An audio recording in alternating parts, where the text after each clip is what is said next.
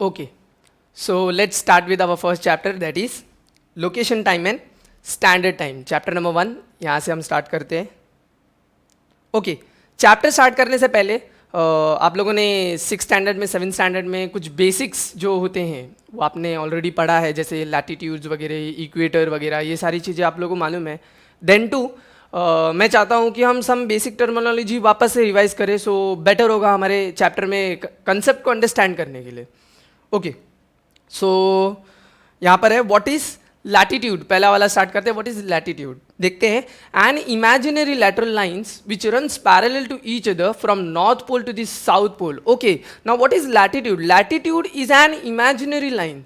ठीक है, imaginary line ये इसलिए बनाया गया था बिकॉज मैप स्केलिंग के वक्त पे जब हम मैप स्केलिंग कर रहे थे या जब हमने किसी चीज़ की लोकेशन, कोई पर्टिकुलर रीजन का लोकेशन वगैरह बताना था, सो बहुत डिफिकल्टीज फेस होती थी.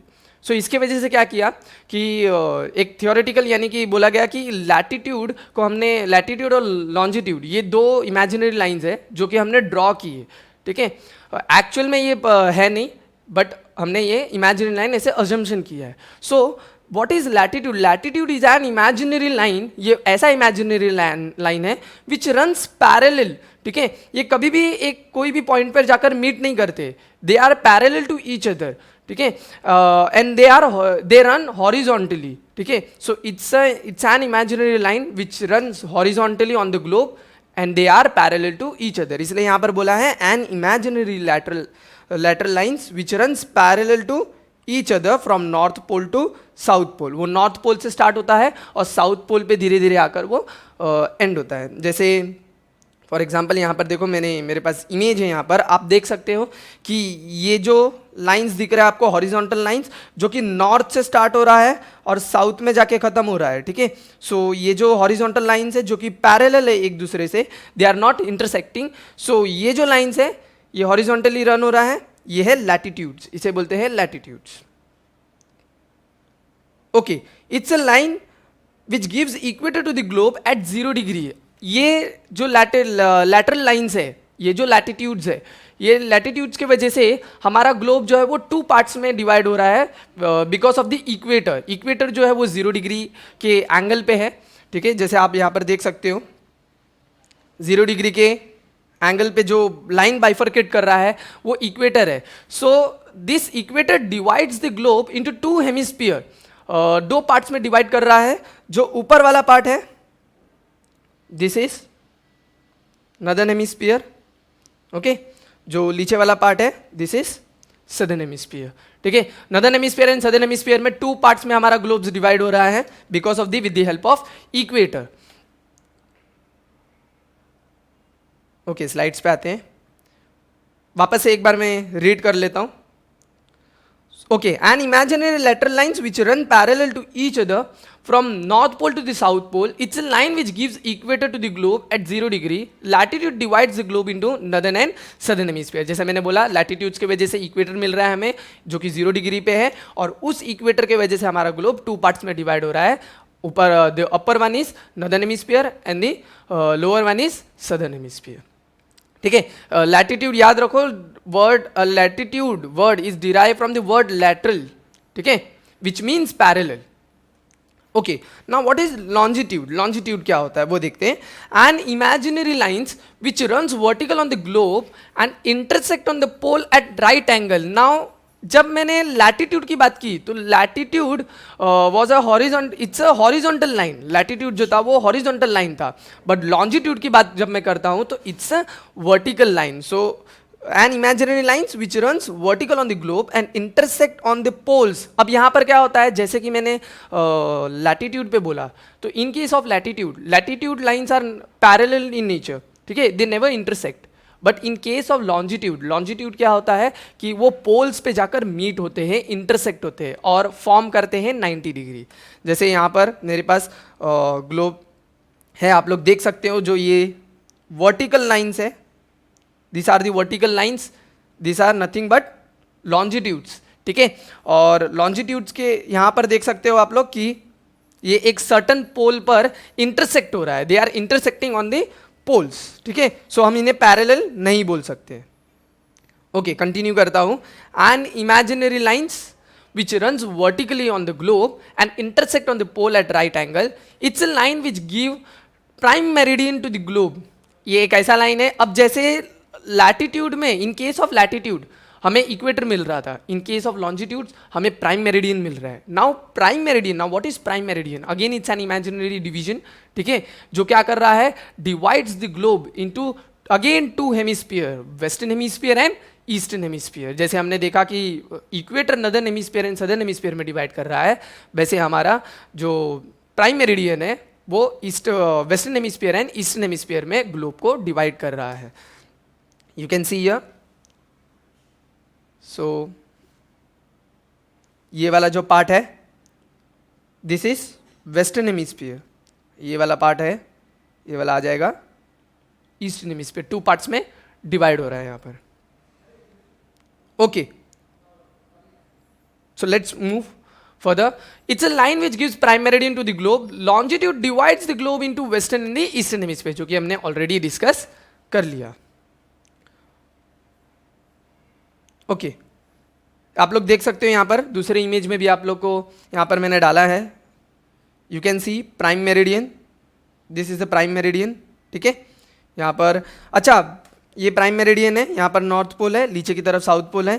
This is equator which is dividing the globe into two hemisphere, northern hemisphere. in all अगर मैं बोलना चाहूँ तो ग्लोब जो है वो 4 क्वाड्रेंट, ग्लोब के इक्वेटर एंड प्राइम मेरिडियन के वजह से हमें 4 क्वाड्रेंट्स मिल रहा है, ठीक है. 4 क्वाड्रेंट्स मिल रहा है, यानी कि ग्लोब है उसके इक्वेटर 2 पार्ट्स में डिवाइड कर रहा है ऊपर नीचे, और प्राइम मेरिडियन 2 पार्ट्स में डिवाइड कर रहा है, जिसकी वजह से हम लोग को 4 क्वाड्रेंट्स मिल रहे हैं.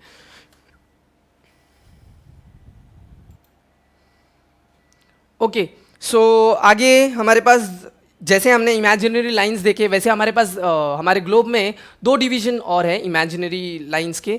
जैसे यहाँ पर आप देख सकते हो ट्रॉपिक ऑफ कैंसर है और यहाँ पर ट्रॉपिक ऑफ कैप्रिकन है. Now what is tropic of cancer and tropic of capricorn? ये 2 ऐसे डिवीजन है जो कि टॉरिड जोन, इनके बीच के जितने भी एरिया है, यानी कि इनके बीच के जो पोर्शन है जो कवर्ड होते हैं, उन्हें हम बोलते हैं टॉरिड जोन. ना what is torrid zone? Torrid zone is nothing but जहां पर सन का डायरेक्ट रेज आता है और इंटेंस हीट होता है, वैसे जोन को बोलते हैं टॉरिड जोन. बिकॉज वो एकदम इक्वेटर पे है, 0 डिग्री के आसपास है, ठीक है. तो सन का सेंटर में होने की वजह से सन के जो रेज हैं वो ज़्यादा ही उनके ऊपर इंटेंस पड़ते हैं, जिसके वजह से क्या होता है, ये पर्टिकुलर जो एरिया है, ये एरिया में बहुत ही ज़्यादा हीट जनरेट होता है. सो ट्रॉपिक ऑफ कैंसर हमारे इक्वेटर से ठीक 23 डिग्री 26 नॉर्थ की तरफ से लाइन पास हुआ है, और सेम 23 डिग्री पे नीचे भी ट्रॉपिक ऑफ कैप्रिकन की तरफ से भी एक लाइन पास आउट हुआ है. Again it's an both are imaginary. So यहाँ इनके बीच में जितने भी रीजन्स हैं, ये सारे रीजन्स में हीट जो होगा वो बहुत ही ज़्यादा इंटेंस होगा, इसलिए ऐसे रीजन्स को बोला जाता है torrid zone. Now let's start with the introduction. हम लेसन चैप्टर स्टार्ट करते हैं. Okay, the earth takes 24 hours, that is 1 day to complete one rotation, that is 360 degree.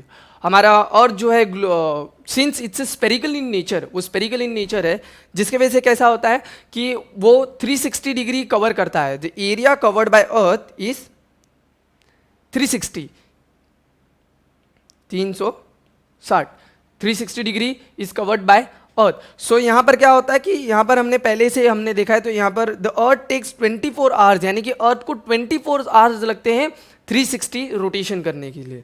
Okay, अब यहाँ पर दूसरे पॉइंट में हमारा क्या बोला है, earth rotates at 15 degree in 1 hour. 1 hour में अर्थ कितना रोटेट करता है? 1 आवर में अर्थ रोटेट होता है 15 डिग्री, ठीक है. और 360 रोटेट होने के लिए अर्थ को कितना टाइम लगता है? 24 आवर्स लगते हैं. Earth take 24 hours to rotate 360. So 1 hour में अर्थ कितना रोटेट करता है?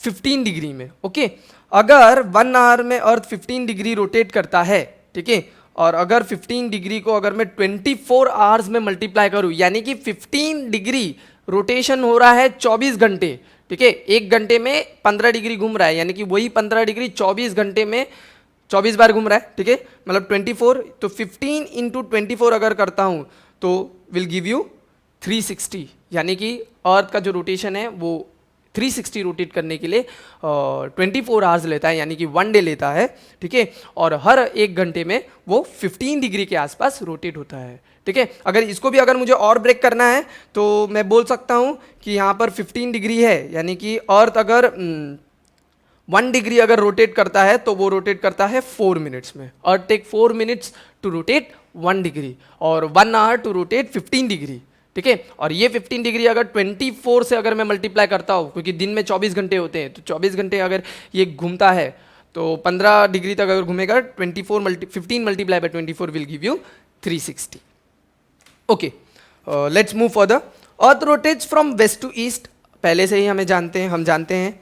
Then has a result we experience sunrise, noon, sunset and midnight due to rotation and revolution. ये हमने लोअर स्टैंडर्ड में ही पढ़ा है। Earth rotates and earth revolves, ठीक है। Earth rotates on its own axis and earth revolves around the सन, है ना। So due to this rotation and due to this revolution, rotation की वजह से क्या होता है, डे एंड नाइट में चेंजेस होता है, okay. And due to the revolution, revolution की वजह से क्या होता है, सीजन में चेंजेस होता है। सो अर्थ रोटेट्स एंड रिवॉल्व्स, तो इसके वजह से क्या होता है, हम सनराइज, सनसेट, ठीक है, मिडनाइट, ये सारी चीजें हम एक्सपीरियंस करते हैं। Then during rotation the longitudes in the western part faces the sun gradually, okay. During rotation, the longitude in the western part face the sun gradually, while those in the east experiences darkness. जाहिर सी बात है कि globe में जिस तरफ sunlight होगा, ठीक है, हाफ पार्ट में जिस तरफ सनलाइट होगा उस वक्त उस तरफ डे होगा, और जिस तरफ सनलाइट नहीं पहुंच रहा है वहां पर क्या होगा, डार्कनेस होगा। तो वही बोला है हमारा जो फोर्थ पॉइंट है, वो क्या बोल रहा है, ड्यूरिंग रोटेशन, रोटेशन करते वक्त क्या है, the longitude in the western part, जो वेस्टर्न पार्ट में जितने लॉन्जिट्यूड्स लाई कर रहे हैं, ठीक है, वो सन को फेस करेंगे, इसलिए वहां पर डे होगा। और जितने भी लॉन्जिट्यूड्स ईस्टर्न पार्ट में है जहां पे सन का रेज नहीं पहुंच रहा, वहां पर क्या होगा, डार्कनेस होगा। Then the earth revolve around the sun due to which it changes its position. Similarly, due to the change in the apparent location of the sun in the sky, the length and the direction of the shadow of any object keep changing. Okay, since sun का revolution करता है अर्थ, तो कैसा होता है कि जैसे जैसे सन अर्थ रिवॉल्व कर रहा है, सन का पोजीशन चेंज होता है। हम देखते हैं कि जैसे सुबह के वक्त पे जहाँ पर सन जो पोजीशन पे होता है, सो पूरे दिन भर वो उधर ही नहीं होता, ठीक है, वो मूव करता रहता है। उसका जो लोकेशन होता है वो एकदम कांस्टेंट नहीं होता, वो चेंजिंग अपीयरेंट है उसका जो लोकेशन है। सो यहाँ पर वही बोला है कि जैसे जैसे सन का पोजीशन चेंज होगा, वो हर शैडो के, हर ऑब्जेक्ट के शैडो पे भी वो डिफर करेगा, यानी कि शैडो में भी क्या होगा, चेंजेस होगा, शैडो भी एक जगह से दूसरी जगह पर मूव करेगा।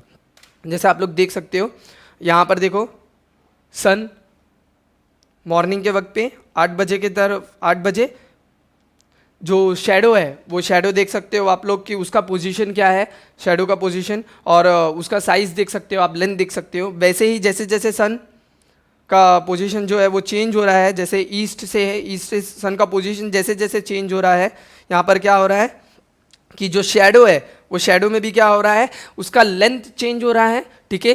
कुछ वक्त पे वो शॉर्टर दिखा रहा है, कुछ वक्त पे वो शॉर्टर है, और कुछ समय वो बहुत ही ज़्यादा ग्रेटर दिख रहा है, ठीक है। तो वैसे क्या हो रहा है, यहाँ पर क्या हो रहा है कि शैडो अपना लोकेशन चेंज कर रहा है, साथ में अपना पोजीशन भी चेंज कर रहा है और साइज भी चेंज कर रहा है।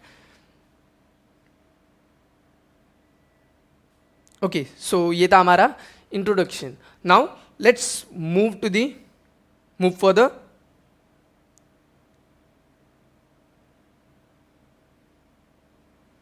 Local time,